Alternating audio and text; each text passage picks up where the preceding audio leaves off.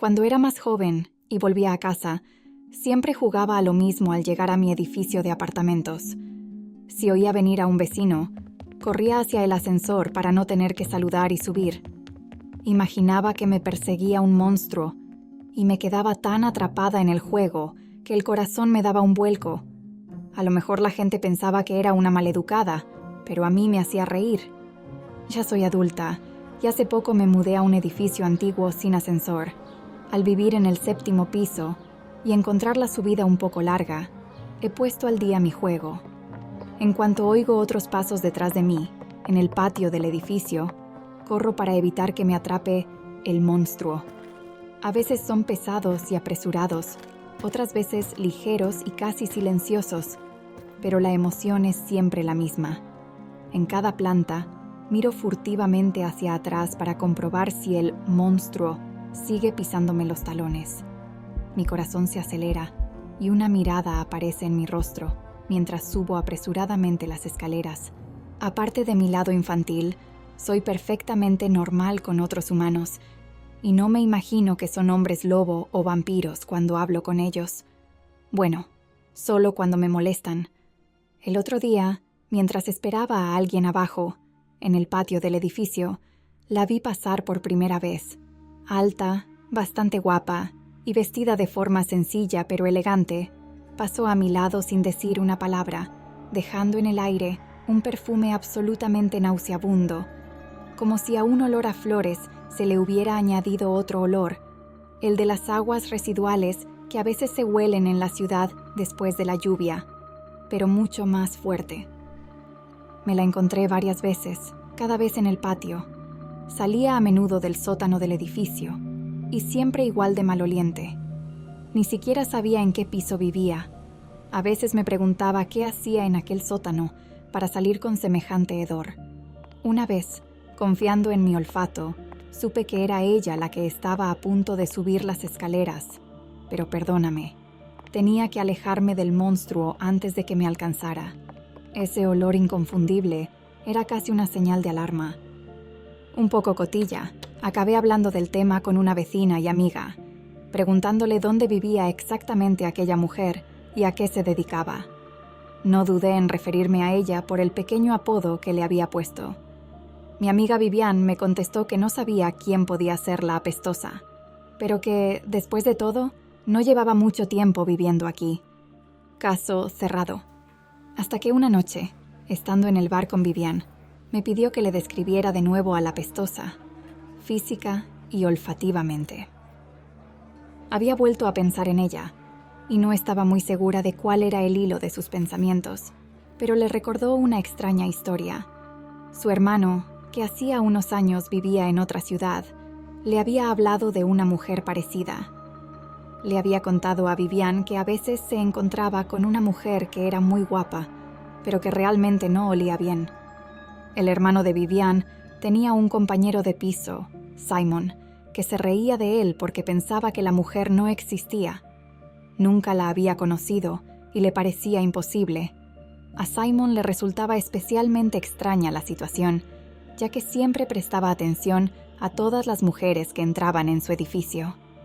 Para él, era inconcebible que no la hubiera visto, sobre todo con todo el tiempo que el hermano de Vivian hablaba de ella. Simon, escéptico como era, mantenía los ojos bien abiertos siempre que podía, seguro de que vería a la misteriosa vecina. A pesar de ello, ella seguía siendo invisible para él, lo que solo servía para aumentar sus burlas. El hermano de Vivian, cansado de las burlas, se preguntaba si algún día convencería a Simon de la realidad de sus encuentros. Mientras tanto, se guardaba para sí la extraña paradoja de esta mujer invisible para todos, menos para él. Por fin, un día, él también se la encontró en el patio de su edificio. Luego se encontró con ella por segunda y última vez.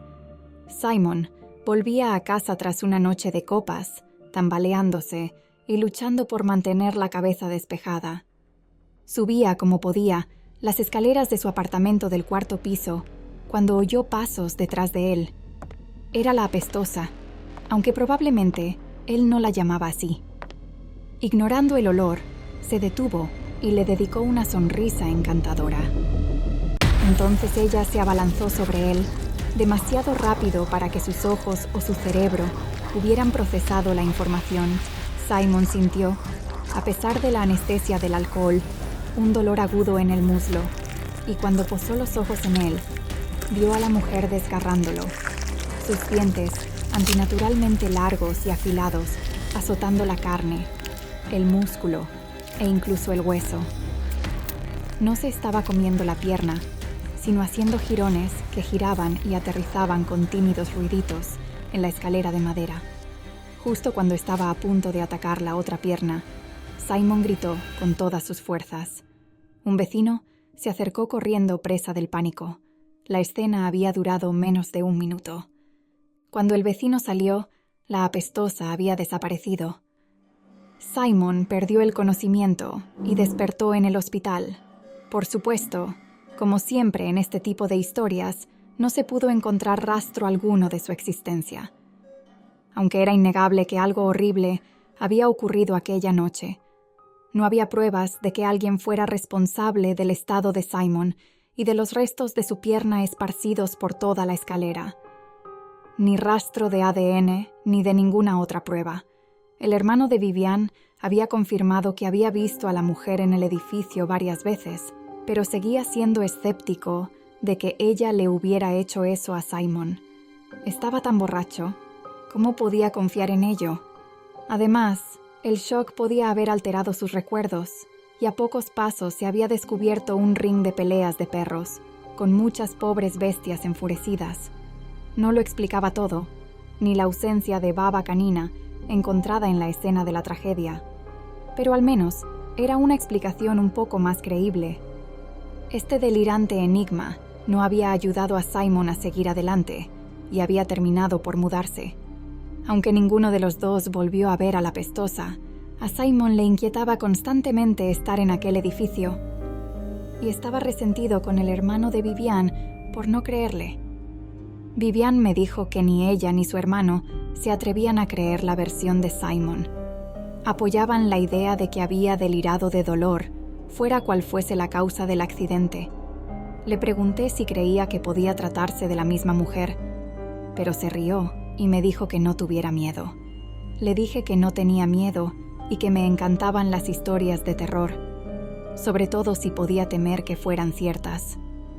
Vivian decidió ir a un pub con algunos de sus amigos a los que yo no conocía, así que decidí volver a casa. Por mucho que me gusten las historias de terror, demasiado verídicas para dormir bien, mientras subía corriendo las escaleras esa noche para escapar del monstruo que podía estar pisándome los talones, el corazón me latía aún más deprisa que cuando jugaba a ese juego de niña. No me cruzo con la apestosa muy a menudo, y quizás sea solo una coincidencia. Pero, ¿y si un día no corro lo bastante rápido?